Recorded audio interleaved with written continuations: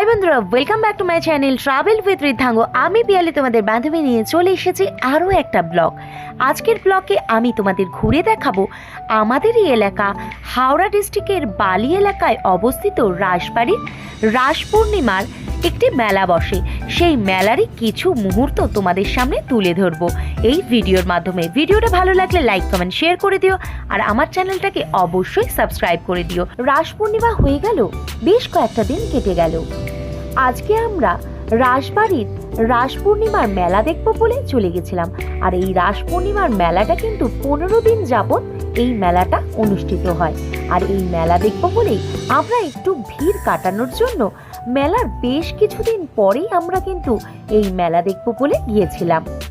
আজকে কিন্তু আমরা শুধু মেলাটাই ঘুরে দেখবো না, তার সাথে সাথে কিন্তু তোমাদের রাসবাড়ির মন্দিরটাও দর্শন করাবো। তোমার দাদার আর আমার বিয়ের প্রায় 3 বছর কেটে গেল। এই 3 বছরে কিন্তু একবারও আমি এই রাস পূর্ণিমার মেলাটা দেখতে মিস করি না, কারণ বালি এলাকার এত সুন্দর আর এত বড় মেলা কিন্তু আমি আগে দেখিনি। তাই জন্য এই মেলাটা কিন্তু আমি কোনোবারই মিস করি না। তোমরা যারা এই মেলাটা এখনো দেখোনি তারা কিন্তু পরের বছর অবশ্যই একবার ঘুরে যেও, তোমাদেরও ভীষণ ভালো লাগবে। আর যারা যারা এই মেলাটা দেখেছো তারা কিন্তু আমাকে এই ভিডিওতে কমেন্ট করতে ভুলো না। তার সঙ্গে সঙ্গে কিন্তু বন্ধুরা এটাও কমেন্ট করে জানাতে ভুলো না কারা কারা বালি আর বেলুর এলাকা থেকে আমার এই ভিডিওটাকে দেখছো। আর ভিডিওটা যদি ভালো লাগে তাহলে কি করতে হবে বন্ধুরা, অবশ্যই একটা লাইক করে দিও, কমেন্ট করে দিও, আর বন্ধুদের সঙ্গে প্রচুর প্রচুর শেয়ার করে দিও। তার সাথে সাথে আমার চ্যানেলটাকে যদি সাবস্ক্রাইব না করে থাকো অবশ্যই আমাদের ইন্সপিরেশন আর মোটিভেশনের জন্য আমাদের চ্যানেলটাকে সাবস্ক্রাইব করে দিয়ে যেও। আরও ভালো ভালো নতুন নতুন কন্টেন্ট বানানোর জন্য আমাদের ইন্সপিরেশন কিন্তু বন্ধুরা তোমরাই। তোমাদের একটা লাইক কমেন্ট শেয়ারই কিন্তু আমাদের মোটিভেশন আর ইন্সপিরেশন বাড়িয়ে দেয় বন্ধুরা। সুন্দর বোতলের কালেকশন, একদম দারুণ লাগছে হাতের বোতলটা। আমার এই বোতলটা পছন্দ। বিভিন্ন ধরনের জুতোর কালেকশন, বাচ্চাদের মন পছন্দ খেলনা, বিভিন্ন ধরনের ব্যাগের সম্ভার নিয়ে বসেছে, ফ্লাওয়ার কালেকশন, বটি ছুরি কিছুই বাদ যাচ্ছে না মেলায়।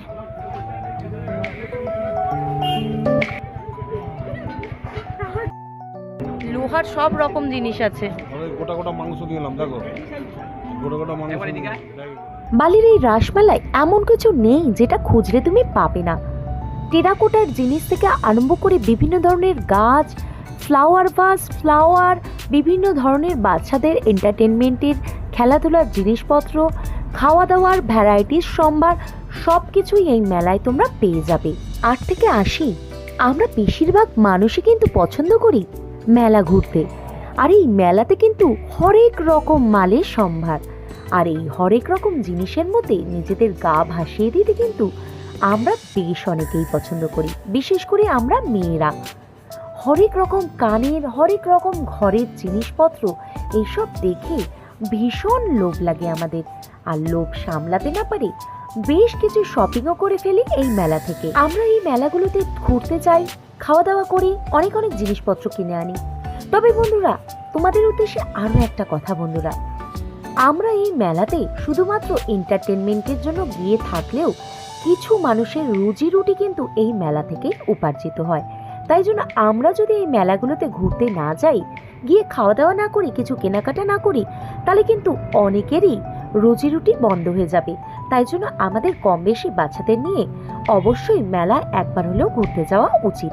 আমার মনে হয় এটা আমার পার্সোনাল ওপিনিয়ন। আমরা যদি আমাদের উপার্জিত অর্থ থেকে কিছুটা অংশ ব্যয় করে আমাদের প্রিয় মানুষগুলোকে, আমাদের ছোট ছোট বাচ্চাগুলোকে মেলা ঘোরাতে নিয়ে গিয়ে যদি তাদের মুখে একটু হাসি ফোটাতে পারি তাহলে বোধহয় খুব একটা খারাপ হবে না।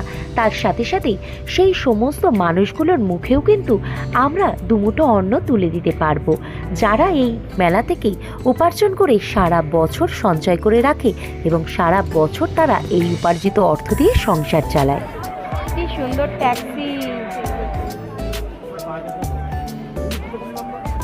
এই ট্যাক্সি তো এখন দেখাই যায় না, খেলনা হিসাবে দেখতে পাওয়া যাচ্ছে। কত ধরনের গাড়ির কালেকশন, বেবি ডল, ছোট্ট ছোট্ট পুতুল। এতক্ষণ তোমাদের ঘুরে দেখালাম রাসবাড়ির রাসমেলাটা, এইবার তোমাদের ঘুরে দেখাবো রাসবাড়ির মন্দিরটা। এই যে মন্দিরের গেট, রাজবাড়ির গেট, ভেতরে প্রবেশ করব। মন্দির তো মনে হয় বন্ধ হয়ে গেছে।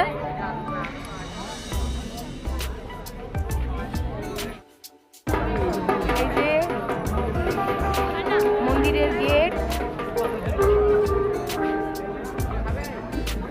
রাজবাড়ির গেট, ভেতরে প্রবেশ করব। মন্দির তো মনে হয় বন্ধ হয়ে গেছে।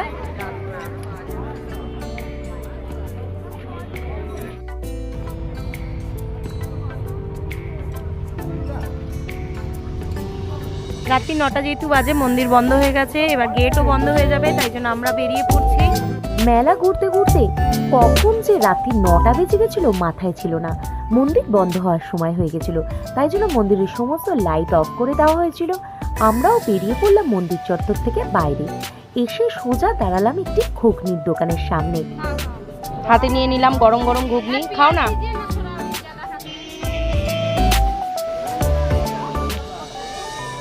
চিকেন স্টিক আর চিংড়ি মাছের পকোড়া।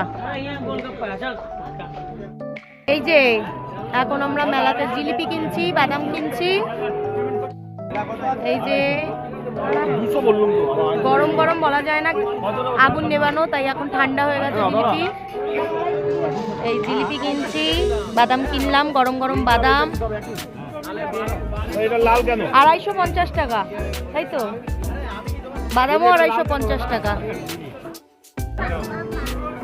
মেলা ঘুরে খাওয়া দাওয়া শেষ করে এবার বাড়ি ফিরে যাওয়ার পালা। আবার কি খাবে? তোমাদের রিদ্ধাঙ্গ বলছে আবার আবার আবার পাপড় ভাজা খাবে। মেলাটা সুন্দরভাবে 1 থেকে 1.5 ঘন্টা ঘুরে দেখলাম। তারপরে দেখলাম ঘড়ির কাঁটা বলছে রাত্রি 9টা।